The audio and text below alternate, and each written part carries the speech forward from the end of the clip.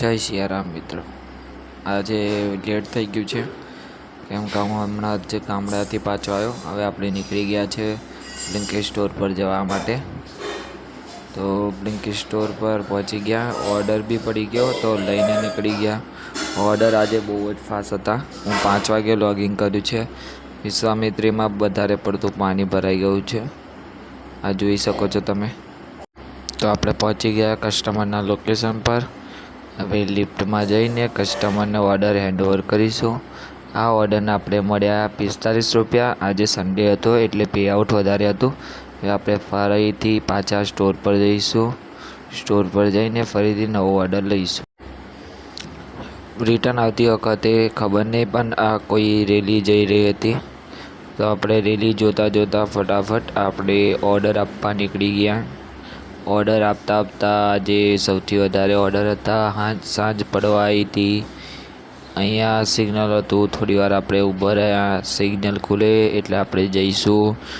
કસ્ટમરના ઘરે પહોંચ્યા, ગેટ પર એન્ટ્રી પાડીને કસ્ટમરના ફ્લોર પર જઈશું. આજે મલ્ટી ઓર્ડર હતા એટલે બે ઓર્ડર એક હારે અસાઇન થતા હતા, જોઈ શકો છો તમે. 2 ઓર્ડર એક હારે અસાઇન થતા હતા. એક ઓર્ડર આપી દીધો હતો. આપણે બીજો ઓર્ડર આપવા નીકળી ગયા. બીજો ઓર્ડર આપીને પછી પરત પાછા ફરી ગયા. પાછા ફરતા પછી આજે ખબર નહીં પણ કેમ આટલી ઠંડીમાં લોકો આઈસ્ક્રીમ મંગાવે છે. આઈસ્ક્રીમ આપવા માટે જ કસ્ટમર લોકેશન ઉપર પહોંચી ગયા. હવે પાછા ફરીએ છીએ સ્ટોર પર, કેમ કે કોલ બેગ બી પાછું રિટર્ન કરવાનું હોય છે.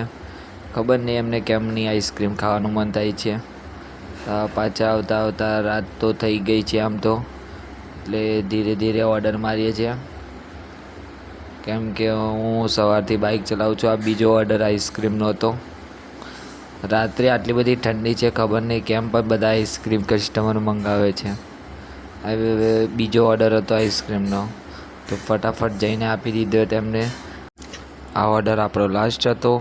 આ રાત્રે હતું ચંદ્રગ્રહણ, તો આપણે ચંદ્રગ્રહણને જોયું. પછી આપણે આ લાસ્ટ ઓર્ડરનું પે આઉટ મળ્યું 66 રૂપિયા. બહુ સારું કહેવાય, 50% એક્સ્ટ્રા.